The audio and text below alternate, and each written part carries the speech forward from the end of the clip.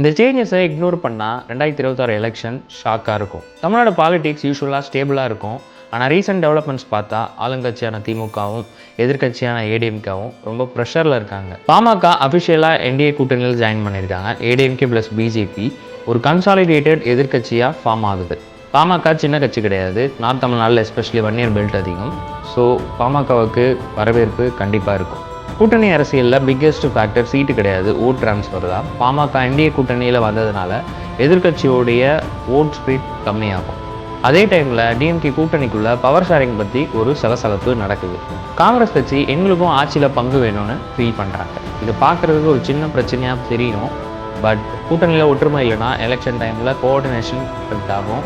So இதனால் திமுகவுடைய வாக்கு வங்கி குறையிறதுக்கு அதிக வாய்ப்பு இருக்குது. இப்போ இந்த சுச்சுவேஷனில் விஜய் ஒரு ஃபேக்டராக இருக்கார். டிவிக்கே ஒரு மாஸ் ஓட்ஸை எடுக்குமான்னு தெரியாது.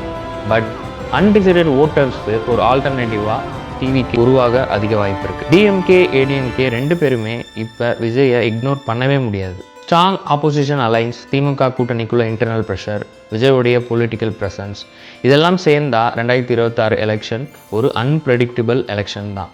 ஸோ 2026 விஜய் கிங் மேக்கரா இல்லை கிங்கா? நீங்கள் என்ன நினைக்கிறீங்க? கமெண்ட்டில் சொல்லுங்கள்.